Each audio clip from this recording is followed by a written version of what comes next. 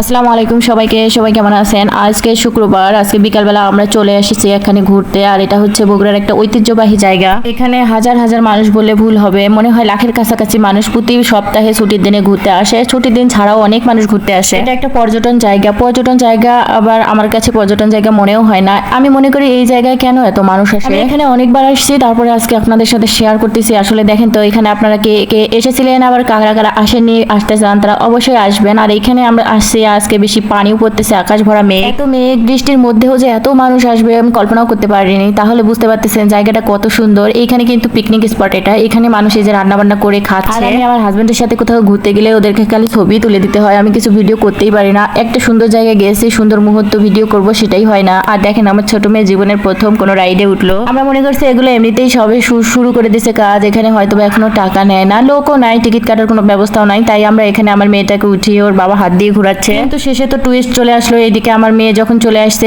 এখানে লাফালাফি করতেছে। আমার ছোট মেয়েটাকেও যখন ঢুকাই দিছি তখন এক কাকু এসে বলতেছে যে এখানে টিকিট লাগবে। দেখেন কি কাণ্ড, লোক নাই তারপরেও টিকিট দিতে হচ্ছে। দুই মেয়ে তো এখানে অনেক লাফালাফি করতেছে। এখানে একটা সুন্দর ব্রিজও আছে, আর এই ব্রিজটার মধ্যে আমি সুন্দর করে একটু হাঁটাহাঁটি শুরু করে দিলাম। ব্রিজের মধ্যে হাঁটতে কিন্তু আমার অনেক ভয় লাগে। তারপরে হচ্ছে আমার হাজবেন্ডকে বললাম তুমি একটু ভিডিও করো, আমি এখানে হাঁটবো। এই ব্রিজটা কিন্তু আপাতত বন্ধ আছে। যে কাকু ওই খেলার জন্য আমার মেয়ের কাছ থেকে টিকিট নিয়েছে, ওই কাকুকে বলেই আমি এখানে হাঁটতেছি। কাকুই আমাকে হাঁটতে দিল। আপনারা হয়তো ভাবতেছেন এই জায়গায় আবার কোটি কোটি লোক, কোথায় সেই লোক? আসলে এটা জায়গা না, এটা পাশেই একটা পার্ক। আমরা এখানে ঢুকেছিলাম, তাই জন্য এটার ভিডিও প্রথমেই নেওয়া হয়ে গেছে। আসল টুরিস্ট তো সামনে, তো চলেন আপনাদেরকে আসল টুরিস্ট আমি ঘুরে দেখাবো। তার আগে এই জায়গাটাও দেখে রাখেন, যদি কখনো আসেন এই জায়গাটায় অবশ্যই আসবেন। আপনারা অনেকেই চলে আসলে ফ্যামিলি সহ বা অফিস স্টাফরা চলে আসলে এখানে আপনারা খেতে পারবেন। এখানে রান্না বান্নার ব্যবস্থা আছে, তারপরে এখানে আপনার গ্যারেজের ব্যবস্থা আছে, মোটরসাইকেল, প্রাইভেট কার, বড় বাস সবকিছু। আর এখানে এই গেটের কাছে এত পরিমাণে ভিড় থাকে কি বলবো। আর এইদিকে দেখেন আমার মেয়ে আবার সাইকেল চালাচ্ছে।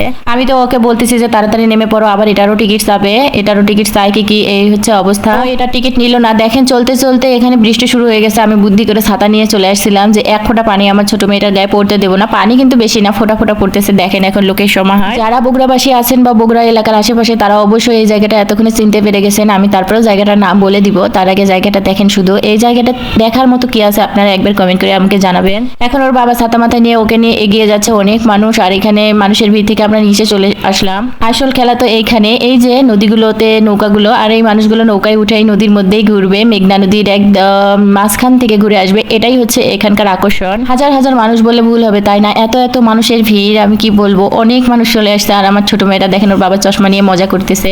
আমরা কিন্তু এখানে চাইলেও একটা নৌকাও পাচ্ছি না, কারণ সবগুলো নৌকা বুকিং হয়ে গেছে। শেষমেশ একটা নৌকা পেলাম, ভাঙ্গা নৌকা। কিছু করার নেই, এখানে নৌকা প্রতি টাকা নিচ্ছে। কোনো নৌকায় 50 টাকা নিচ্ছে, কোনো নৌকায় 30 টাকা নিচ্ছে। যাই হোক আমরা এখানে 30 টাকা টিকিটে উঠে পড়লাম। আর হচ্ছে কোনো নৌকা রিজার্ভে নিচ্ছে। রিজার্ভ বলতে আপনারা যদি একা যান শুধু পরিবার তাহলে 500 টাকা নিচ্ছে, আর আপনারা দাম দর করে উঠতে পারবেন। আমরা 30 টাকা দিয়ে এখানে সপরিবারে উঠছি। আর আমার ছোট মেয়েটা দেখেন পানি লাড়ার জন্য কি কান্নাকাটি করতেছে। সমুদ্রের পানি যেন সে হাত দিয়ে লাড়বে, কি সাহস বলেন, কলিজা ভরা। আর এখানে ওঠার পর তো আমার ভয়ে একদম অন্তর কাঁপে যাচ্ছে। এখানে কোথায় আসলাম? আমি খালি চিল্লাচিল্লি করতেছি আর বলতেছি আপনারা ঘুরে নিয়ে যান।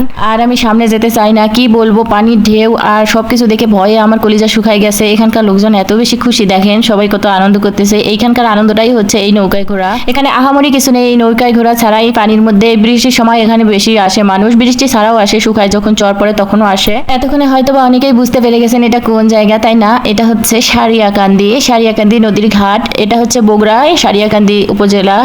তো এখানে আসতে গেলে খুব বেশি খরচ লাগে না বগুড়া থেকে। আমি আমার মেয়েকে নিয়ে নাজেহাল অবস্থা। আমি গাবতলী থেকে এসেছি, আমরা মোটরসাইকেলে আসছি, আমাদের বেশি সময় লাগেনি। এই তো 14 কিলোমিটার শুধু। আর আমার ছোট মেয়েটাকে আমি এখানে থামাতেই পারতেছি না, ও পানির মধ্যেই নামবে, এত পরিমাণে কানাকাটি করতেছে। নৌকাটা কিন্তু একদিকে কাত হয়, মাঝে মাঝে আমার যে ভয় লাগে। এখানে যে ভালো করে একটা ভিডিও নেবো সেটাও সাহস পাচ্ছি না। ছোট মেয়েকে নিয়ে এখানে এসে মহাবিপদে পড়ছি। পানির ঢেউগুলো দেখেন, আমাদের নৌকাটা তো আস্তে আস্তেই যাচ্ছে, তারপরেও সেই ঢেউ আর পানির কি অবস্থা, উপরে চলে আসতে পানি। এখানকার লোকজন যে চর এলাকায় যারা থাকে আশেপাশে, দূর থেকে দূরে আমরা বাড়ি দেখতে পাচ্ছি। কিছু কিছু বাড়ি আছে যেখানে আপনার চর পড়ছে, সেই চরে আপনাদের শাকসবজি চাষ করা, অনেকে কাঁচামরিচ, মিষ্টি কুমড়া এইসবই দূরে দেখা যায়।